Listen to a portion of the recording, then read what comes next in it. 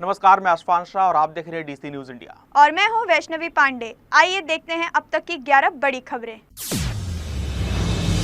दिल्ली में यमुना नदी के प्रदूषण को लेकर गर्मा गई है राजनीति। बीजेपी ने पूर्व मुख्यमंत्री अरविंद केजरीवाल और आतिशी को दी नदी में डुबकी लगाने की चुनौती। दिल्ली बीजेपी के अध्यक्ष वीरेंद्र सचदेवा ने आईटीओ स्थित छठ घाट पर प्रदर्शन करते हुए कहा, केजरीवाल ने 2025 तक यमुना को साफ करने का वादा किया था और चुनाव से पहले डुबकी लगाने की बात कही थी। अब बीजेपी ने उनके स्वागत के लिए रेड कारपेट भी बिछा दिया है, लेकिन केजरीवाल और आतिशी का अभी तक कोई जवाब नहीं आया है। बीजेपी का कहना है कि तैयारी हो चुकी है और अब सिर्फ उनके आने का इंतजार है। पार्टी के सोशल मीडिया पोस्ट में भी सवाल उठाया गया है कि केजरीवाल कहां है और उन्होंने जो जनता से वादा किया था उसे कब पूरा करेंगे। लखनऊ में यूपी एसएससी की परीक्षा उत्तीर्ण करने वाले अभ्यर्थियों को सीएम योगी ने नियुक्त पत्र दिया। कहा, अपनी अपनी ग्राम पंचायत को बनाएं आत्मनिर्भर और स्मार्ट। यूपी के मुख्यमंत्री बोले, गांधी जी के ग्राम स्वराज की परिकल्पना को साकार करने की इकाई है ग्राम पंचायत। पीएम मोदी का सपना 2047 में भारत बने आत्मनिर्भर और विकसित भारत। योगी ने कहा, इसकी नींव पंचायतें ही रखेंगी। हमारी सरकार ने ग्राम पंचायतों को काफी अधिकार दिए हैं। आज 57,000 ग्राम पंचायत के अपने भवन हैं, जहां इंटरनेट वाईफाई की सुविधा भी है। गांव की समस्या का समाधान वहीं पर होगा और लोगों को जाति, निवास, आय प्रमाण पत्र भी वहीं पर मिलेगा। इस अवसर पर समाज कल्याण मंत्री असीम अरुण और पंचायत राज मंत्री ओम प्रकाश राजभर मौजूद रहे। झारखंड में मुख्यमंत्री हेमंत सोरेन ने साहिबगंज में बरहेट सीट के लिए और कल्पना सोरेन ने गिरिडीह में गांडे सीट के लिए किया नामांकन दाखिल। चुनाव के चलते लोजपा रामविलास के अध्यक्ष चिराग पासवान भी पहुंचे रांची। उन्होंने कहा, झारखंड विधानसभा चुनाव में एनडीए की सरकार बनने की पूरी संभावना है और इसकी तैयारी आज से ही शुरू हो गई है। यह चुनाव स्थानीय मुद्दों के साथ साथ विकास, रोजगार और जन कल्याण से जुड़े वादों पर आधारित होंगे। पार्टियां अपनी योजनाएं और कार्यक्रम लेकर जनता के पास जा रही हैं, लेकिन वे वोटर्स का समर्थन हासिल कर सकें। महाराष्ट्र और झारखंड विधानसभा चुनाव के लिए नामांकन प्रक्रिया में तेजी। मुंबई की वर्ली सीट से शिवसेना यूबीटी नेता आदित्य ठाकरे ने दाखिल किया नामांकन। इस दौरान उन्होंने रोड शो कर शक्ति प्रदर्शन भी किया। मीडिया से बातचीत करते हुए आदित्य ठाकरे ने कहा, मुझे विश्वास है कि वर्ली की जनता मुझे प्यार और आशीर्वाद देगी। ठाकरे ने कहा कि राज्य में एमवीए की सरकार आएगी। महाविकास आघाड़ी गठबंधन में सीटों के बंटवारे पर उन्होंने कहा कि इस पर बातचीत जारी है। हमारा टारगेट महाराष्ट्र को लूटने वाले एकनाथ शिंदे और भाजपा को हराना है। नामांकन रैली में शिवसेना यूबीटी के कई नेता भी मौजूद रहे।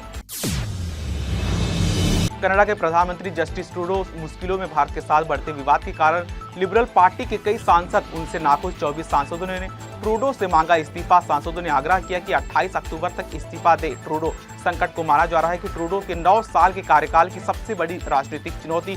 सांसदों ने कहा कि उनके नेतृत्व में पार्टी को नुकसान हो रहा है और पार्टी के सदस्य उनसे दूर जा रहे हैं। सांसदों का अल्टीमेटम ट्रूडो की मुश्किलों को और बढ़ा सकता है।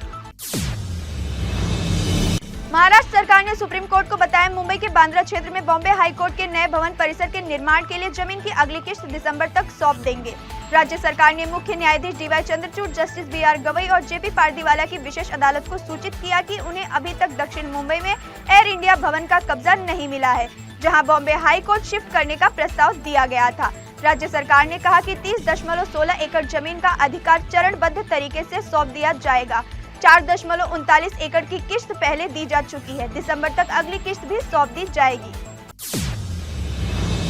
कांग्रेस महासचिव प्रियंका गांधी ने वायनाड में किया था बड़ा रोड शो।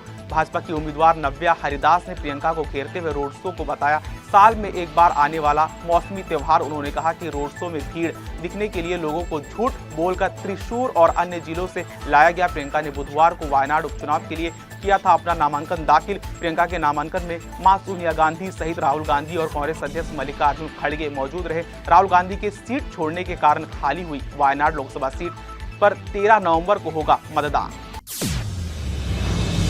महाराष्ट्र में विधानसभा चुनाव को लेकर मराठा कार्यकर्ता मनोज जारंगे पाटिल सक्रिय हो गए हैं। उन्होंने बताया कि नामांकन दाखिल करने की आखिरी दिन यह स्पष्ट हो जाएगा कि किन सीटों से वे अपने उम्मीदवार उतारेंगे। जारंगे मराठा समुदाय के लिए लंबे समय से आरक्षण की मांग कर रहे हैं। जारंगे ने घोषणा की कि वे विधानसभा चुनाव में उन निर्वाचन क्षेत्रों से उम्मीदवार उतारेंगे जहां समुदाय की मजबूत पकड़ है। एआईएमआईएम प्रमुख असदुद्दीन ओवैसी ने प्रधानमंत्री नरेंद्र मोदी को एक बार फिर घेरा।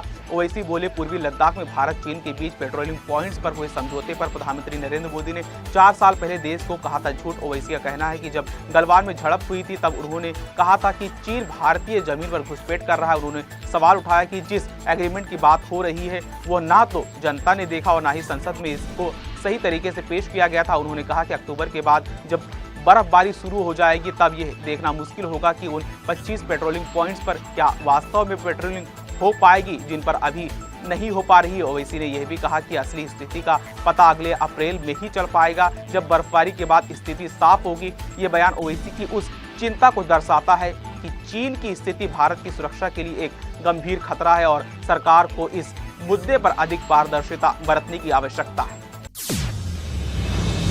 एयर इंडिया एक्सप्रेस ने अपने ग्राहकों के लिए फेस्टिवल सीजन में शुरू किया खास फ्लैश सेल। इस सेल के तहत केवल 1606 रुपए में यात्री करवा सकते हैं फ्लाइट टिकट बुक। ये ऑफर विशेष रूप से उन यात्रियों के लिए है जो दीपावली या उसके बाद किसी नए डेस्टिनेशन पर यात्रा करने की योजना बना रहे हैं। इस सेल में कई प्रमुख रूट शामिल है जिनमें गुवाहाटी से अगरतला, कोची से बेंगलुरु, चेन्नई से बेंगलुरु और विजयवाड़ा से हैदराबाद सेल केवल सीमित समय के लिए है।